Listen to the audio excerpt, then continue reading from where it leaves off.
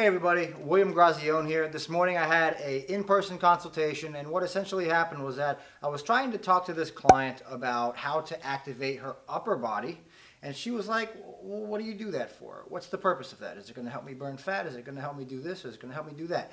So I wanted to create a video just kind of confirming everything, why we do upper body activations, why we do lower body activations, so that you guys can essentially implement this into your routines, so you can make sure that you're not sitting at a desk all day for 8 hours in a constant state of protraction, not utilizing your glutes, your hamstrings, or your lower back, and then going into the gym and expecting to be properly activated to be able to do something like a deadlift or an RDL or something that requires isometric tension on the posterior side of your body. So in this video, we're going to be going over your upper body activations, the activations that I typically like to do on an upper body day when I'm trying to, I guess, bias or prioritize my chest, my delts, lats, and upper back. And keep in mind that a lot of this has to do with your ability to maintain tension or be able to control scapular movement both into protraction and into retraction, okay? So the first thing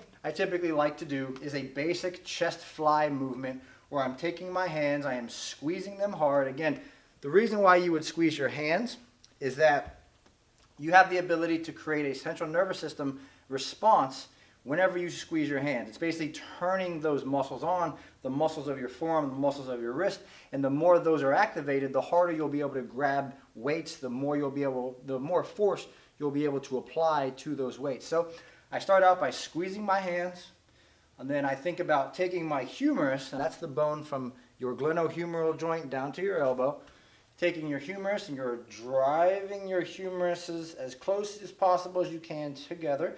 Now granted, you won't be able to get them all the way together. You see I have a little space there.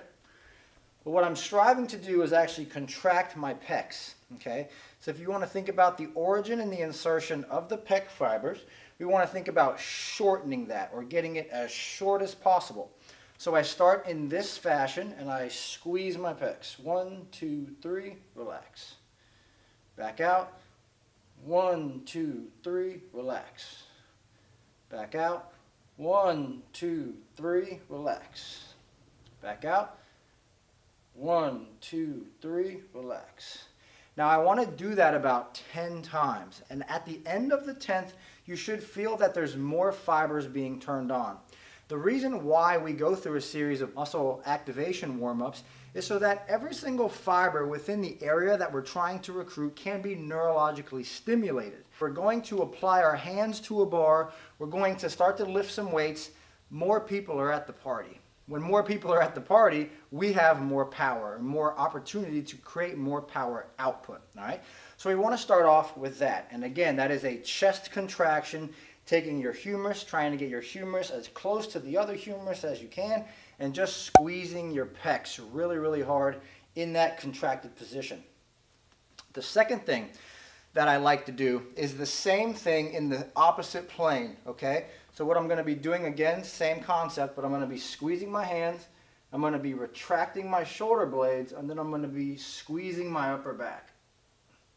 Relax, start, retract, contract, relax, start here, squeeze the hands, retract the shoulder blades, squeeze my upper back, relax, start over, squeeze the hands, retract the scapula, contract the upper back, and relax. I'm going to be doing that probably about 10 times or so. Now moving from the back, then we're going to go ahead and move to our shoulders and our lats. And I actually like to do these both at the same time because if you're doing an overhead press, okay, or if you're doing a lat pull down, either way it's kind of the same plane of motion.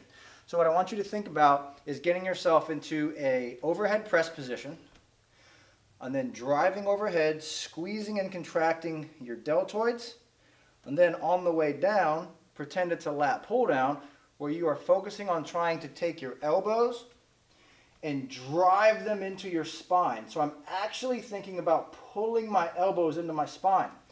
Now the closer you can get your elbows into your spine, okay, the shorter you can make your lats. So if you've ever had trouble neurologically connecting your mind to your lats, or if you have a problem feeling your lats, I'd highly recommend this activation for you.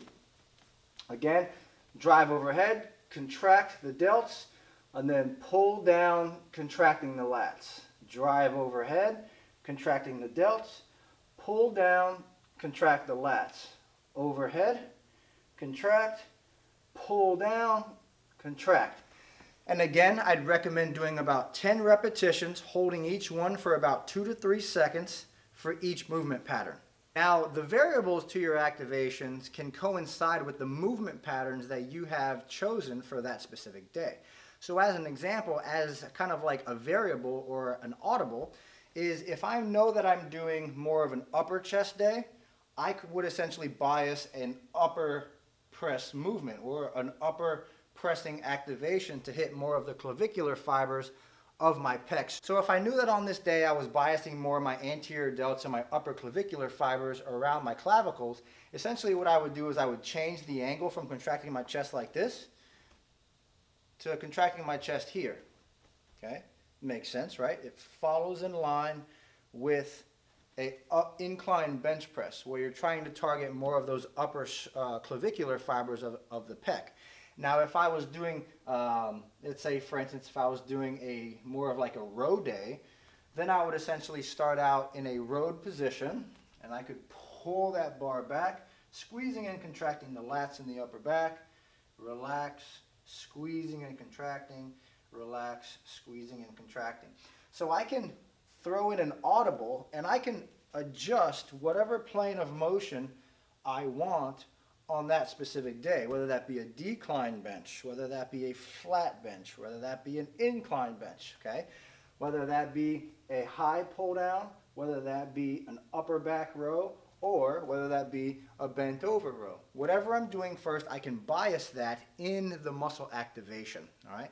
So hopefully you guys found this helpful. You need to be doing muscle activations as a means to recruit all of the fibers within the area so more people can show up to the party.